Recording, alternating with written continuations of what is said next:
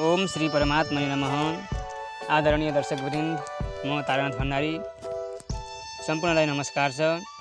आज पनि मैले श्रीमद् भगवत गीता पञ्चरत्न कोमल गीताको अध्याय 13 लिएर प्रस्तुत भइसकेको छु र आजको विषय रहेको छ क्षेत्रज्ञको व्याख्या र तिनको ज्ञान।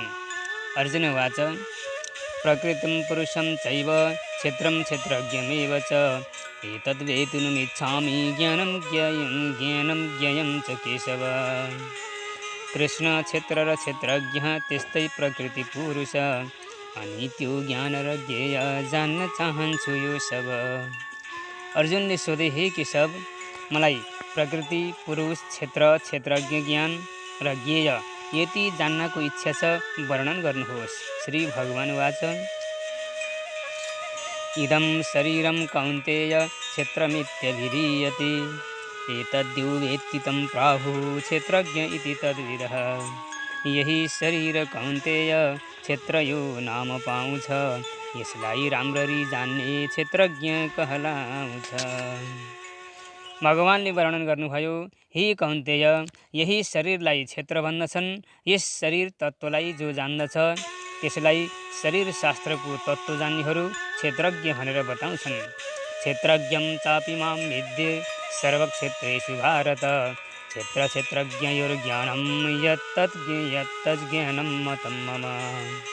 सारा क्षेत्रहरूमध्ये म हुँ क्षेत्रज्ञ भारत, क्षेत्र क्षेत्रज्ञको ज्ञान हो मेरै ज्ञान निश्चित।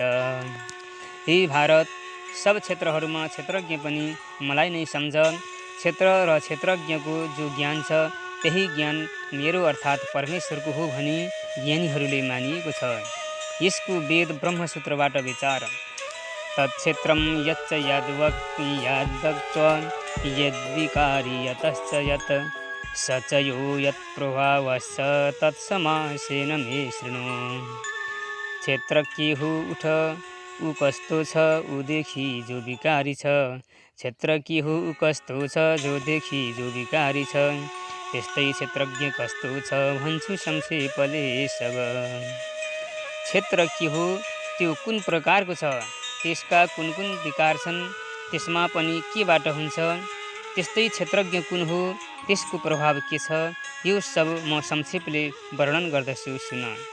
ऋषिभिर्बहुधा गीतं छन्दाभिविधै पृथक् छन्दाभिविधै पृथक् ब्रह्मसूत्रपदैश्चैव हेतुमद्भिर्विनिश्चितैः। योगाइधेर ऋषिले वेदले ब्रह्मसूत्रले पृथक पृथक दिई हेतु पूर्ण निश्चित रूपले। वेदहरूले र ब्रह्मसूत्रका पदहरूले पनि यो विषय गाइएको छ, जसलाई धेरै ऋषिहरूले पनि नाना प्रकारसँग अनेक छन्दमा पृथक पृथक गरेर कार्य कारण रूप हेतु देखाई पूर्ण रूपले निश्चित गरिएको छ। क्षेत्र स्वरूपको लक्षण। महाभूतान्यहङ्कारो बुद्धिरव्यक्तमेव च इन्द्रियाणि दशैकं च पञ्चचेन्द्रियगोचरः। 5 भूत अहङ्कार बुद्धि प्रकृति 8 र 11 इन्द्रियहरू 5 इन्द्रिय गोचर। इच्छा द्वेषः सुखं दुःखं सङ्घातश्चेतना धृतिः एतत् क्षेत्रं समासेन सविकारमुदाहृतम्। द्वेष, इच्छा, दुख, सुख, धैर्य, संघात, चेतना, सविकार यही क्षेत्र कहिएको छ अर्जुन। महाभूत अर्थात् पृथ्वी, जल, तेज, वायु, आकाश, यी 5 स्थूल भूत अहङ्कार बुद्धि अव्यक्त प्रकृति, 10 सूक्ष्म इन्द्रिय अर्थात् चक्षु, श्रोत्र, घ्राण, रसना, त्वक, पाणी, पाद, पायु, उपस्थ, 1 मन, 5 ज्ञानेन्द्रियका 5 सूक्ष्म विषय अर्थात् रूप, शब्द, गन्ध, रस, स्पर्श, इच्छा, द्वेष, सुख, दुख, संघात, स्थूल देहको पिण्ड, चेतना, प्राणी आदिको व्यक्त, अव्यापार, धृति, धैर्य, यो 31 तत्त्वको समुदायलाई सविकार क्षेत्र भन्दछन्। ज्ञानको लक्षण र त्यो भिन्न अज्ञान। अमानित्वमदम्भित्व महिंसा क्षान्तिरार्जवम् आचार्योपासनं शौचं स्थैर्यमात्मनिग्रहः। क्षमा अहिंसा ऋजुता मानदम्भादिहीनता मनोनिग्रह र स्थैर्य, गुरु सेवा पवित्रता। अभिमानले रहित हुनु, छल नहुनु, परपीडा नगर्नु, सहनु, सोझो हुनु, गुरु सेवा गर्नु, पवित्र हुनु, स्थिर रहनु, मनलाई रोक्नु। इन्द्रियार्थेषु वैराग्य मनहङ्कार एव च, जन्म मृत्यु जरा व्याधि दुःख दोषानुदर्शनम्। विरागिनु विषयमा अहङ्कार हटाउनु, जन्म मृत्यु जरा व्याधि दुःख दोष आदि देखनु। इन्द्रियका विषयहरूमा विरक्त हुनु, अहङ्कार नहुनु, जन्म मरण बुढ्याइ रोग दुःखहरूलाई आफ्ना पछि पछि लागेका दोष हुन् भनी सम्झनु।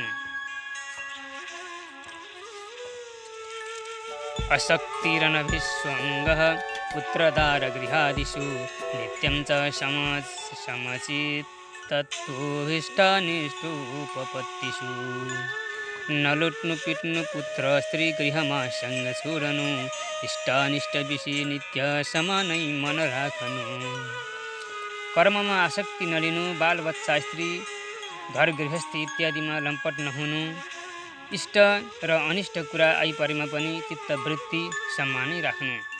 मयि चानन्य योगेन भक्तिरव्यभिचारिणी, विविक्तदेशसेवितो मरतिर्जनसंसदि। समाजमा नरहनु सदा एकान्त सेवनु, एकत्व योगले महिमा भक्ति निश्चल राख्नु। अनि ममा अनन्य भावले अटल भक्ति राख्नु, एकान्त स्थानमा रहनु, साधारण जनहरूको समाजलाई प्रसन्न नगर्नु अर्थात् त्यहाँ नबस्नु। अध्यात्म ज्ञान नित्यत्वं तत्त्वज्ञान अर्थदर्शनम्, एतज्ज्ञानमिति प्रोक्तम् अज्ञानं यदतोऽन्यथा। अध्यात्म विद्या हो नित्य ठान्नु, तत्त्वार्थ सम्झनु, यही मात्र ज्ञान हो भन्छन् अरू अज्ञान बुझनु। अध्यात्मलाई नित्य सम्झनु र तत्त्व ज्ञानका सिद्धान्तहरूको परिशीलन अर्थात् मनन गर्नु, यी 20लाई ज्ञान भन्दछन्। यी बाहेक जो कुछ छन् ती सब अज्ञान हुन् भनेर बताउँछन्। ज्ञेयका स्वरूप लक्षण। ज्ञेयं यत्तत् प्रवक्ष्यामि यज्ञत्वा अमृतमश्नुते, अनादिमत् परं ब्रह्मा न सत्ता न सदुच्यते। पार्थ, ज्ञेय भने पनि भन्छु जो जान्दा मोक्ष मिल्दछ, त्यो अनादि परब्रह्म सत असतबाट दूर छ।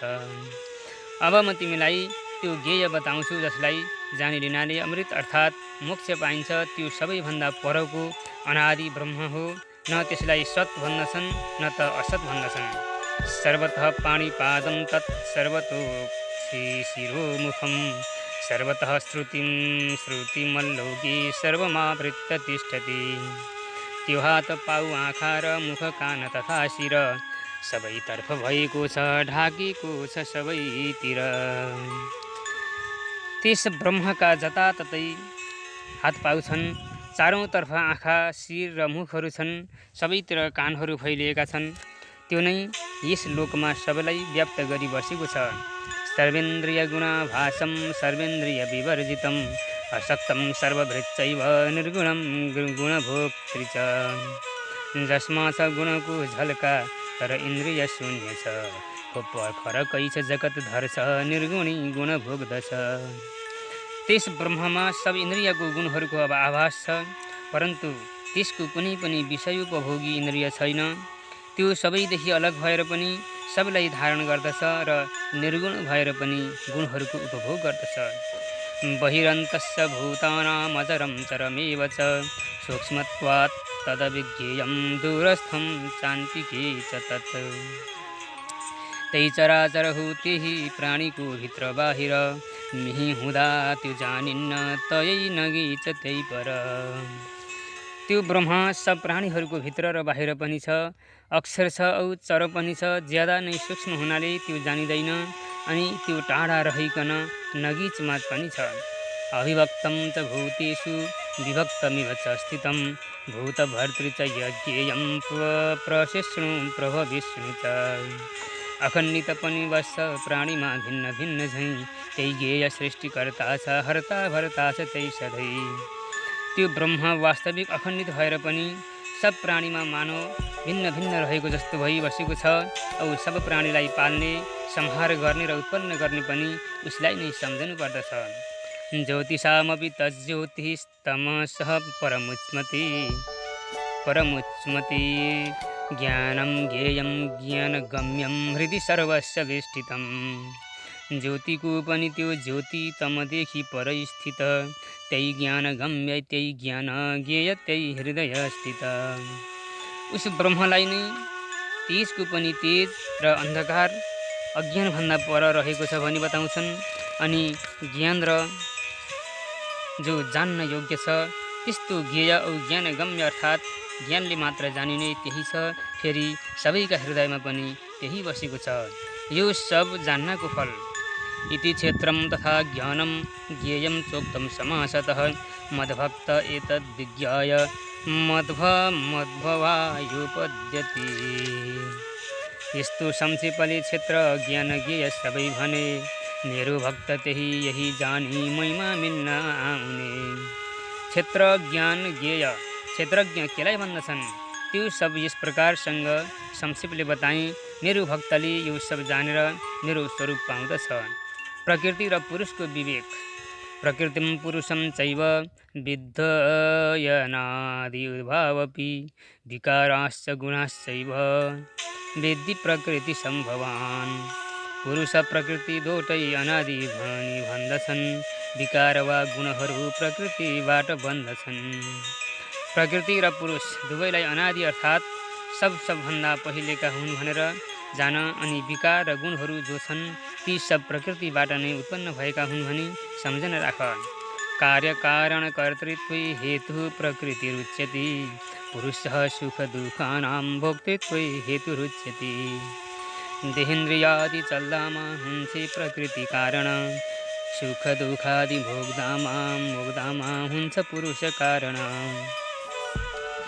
कार्य अर्थात् देहहरू र कारण अर्थात् इन्द्रियहरूको कर्तृत्व चलाउनका निमित्त प्रकृति नै कारणकर्ता बताइन्छ। और कर्ता होइन तपनि सुख दुःखहरूलाई भोग गर्नका निमित्त पुरुष अर्थात् क्षेत्रज्ञ कारण हो भनेर मानिएको छ। पुरुषः प्रकृतिस्थो हि भुङ्क्ते प्रकृति जान्गुणान्, कारणं गुणसङ्गोऽस्य यदसद्यो निजन्मसु। गुणभोक्ष प्रकृति का प्रकृति स्थित पुरुष, सत असत जन्मको हेतु यसको त्यही गुणसँग छ। किनभने पुरुष प्रकृतिमा अधिष्ठित भएर प्रकृतिका गुणहरूको उपभोग गर्दछ र प्रकृतिका गुणहरूसँगको यही संयोग नै त्यस पुरुषलाई असल र न असल योनिहरूमा जन्मनका निमित्त कारण बन्न आउँदछ। प्रकृति पुरुष ज्ञानले जन्म हुन्न। उपद्रष्टानुमन्ता च भर्ता भोक्ता महेश्वरः, परमात्मेति चाप्युक्तो देहेऽस्मिन् पुरुषः परः। देख्ने मान्ने बुद्धि गर्ने भोग्ने यो देहमा सब, कहिन्छ परमात्मा र महेश परपुरुष। प्रकृतिका गुणहरूको उपद्रष्टा अर्थात् नगिचै बसेर हेर्ने, साक्षी, अनुमोदन गर्ने, सल्लाह दिने, प्रकृतिका गुणहरूलाई बढाउने र उपभोग गर्नेलाई नै यस देहमा परपुरुष महेश्वर परमात्मा पनि भन्दछन्। या एवं वेत्ति पुरुषं प्रकृतिं च गुणैः सर्वथा वर्तमानोऽपि न स भूयोऽभिजायते। बुझेर यसरी भित्र गुण प्रकृति पुरुष, जे गरोस् तापनि फेरि जन्मदैन उ मानिस। यस प्रकारले जो पुरुष पर आत्मालाई निर्गुण र निर्गुण प्रकृतिलाई नै गुणहरूले सहित जान्दछ, त्यसले जस्तो सुकै आचरण गरोस् तापनि त्यसको पुनर्जन्म हुँदैन। आत्मज्ञानका मार्ग। ध्यानेन आत्मनि पश्यन्ति केचिदात्मानमात्मना, अन्ये साङ्ख्येन योगेन कर्मयोगेन च परे। आत्मालाई कुनै देख्छन् आफैमा ध्यान योगले, साङ्ख्य योगले, कोही त कर्मयोगले। कोही पुरुष ध्यान योग गरेर आफ्नै अन्तःकरणमा आत्मालाई खुद देख्दछन्, कोही साङ्ख्य योगले देख्दछन् र कुनै कर्मयोगले देख्दछन्।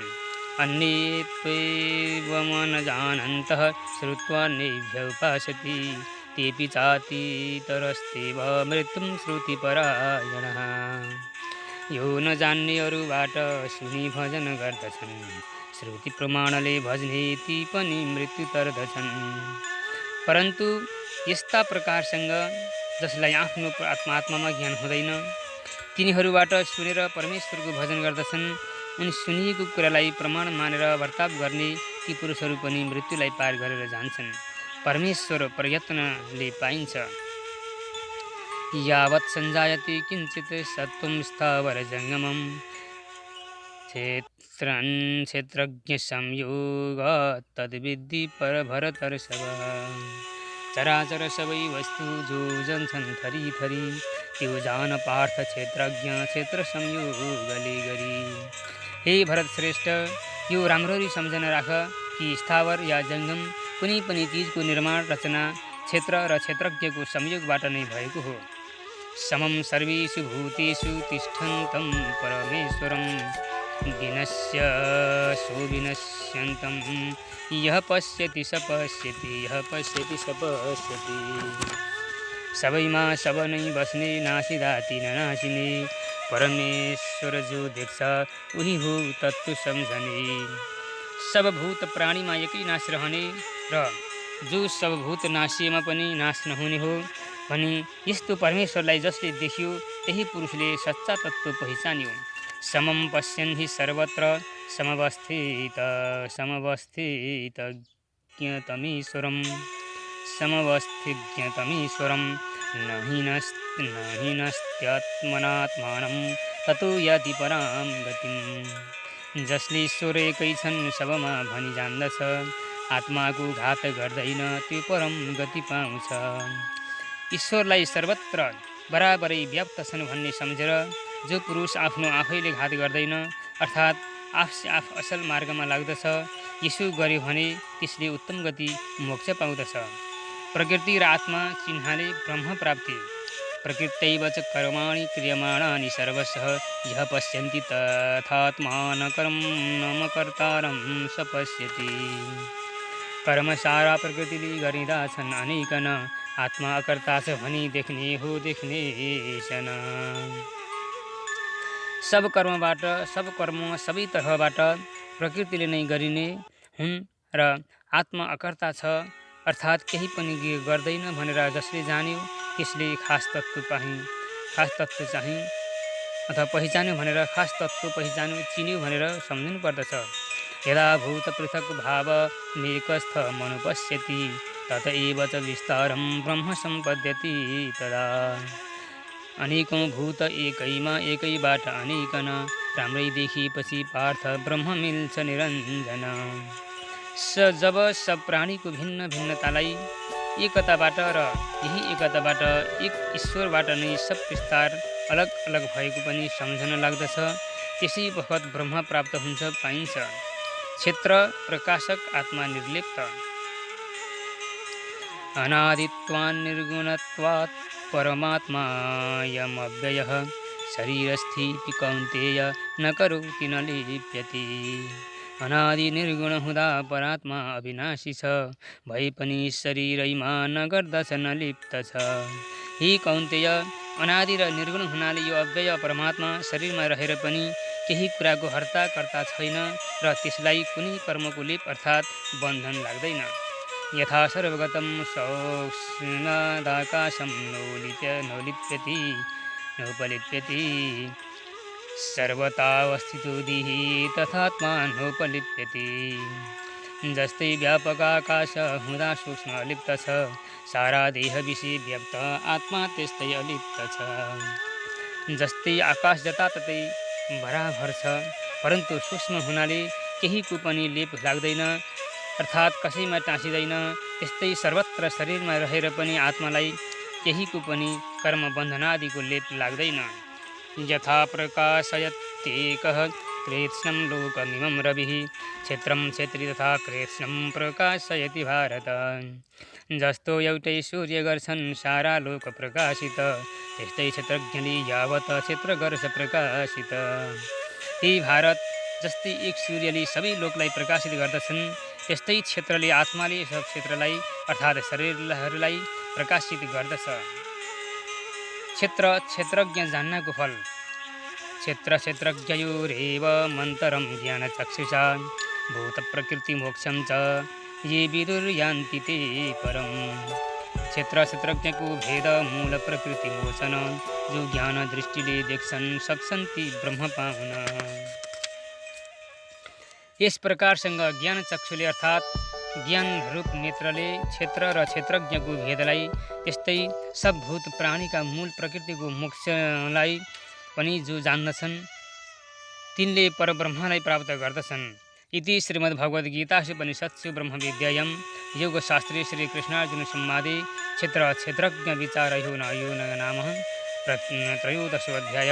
इति नेपाली भाषामा कोमल गीता क्षेत्र क्षेत्रज्ञ विचार योग नाम त्रयोदश अध्याय समाप्त। अवस्था दर्शकवृन्द, हजुरहरूलाई मैले यो क्षेत्र क्षेत्रज्ञ योगको सम्बन्धमा 13 अध्यायको जस्ताको तस्तै वाचन गरेर सुनाएँ। हजुरहरूलाई यो भिडियो के कस्तो लाग्यो, आफ्ना कुनै पनि अमूल्य सल्लाह सुझाव प्रतिक्रिया दिन अवश्य पनि नभुल्नुहोला। र यो च्यानललाई यति बेरसम्म सब्सक्राइब गर्नुभएको छैन भने पनि अवश्य पनि सब्सक्राइब गर्न म विनम्र अनुरोध गर्दछु। र यस च्यानलबाट नित्य निरन्तर रूपमा ज्योतिष, अध्यात्म, साहित्य, वास्तु, हस्तरेखा, अङ्क ज्योतिष र विविध यस्तै रहस्यमय अध्यात्म सकारात्मकमूलक कुनै न कुनै जानकारीमूलक भिडियोहरू यहाँ मैले सामग्रीहरू राखिरहेको छु। अवश्य पनि हजुरहरूले हेर्न सुन्न सक्नुहुनेछ।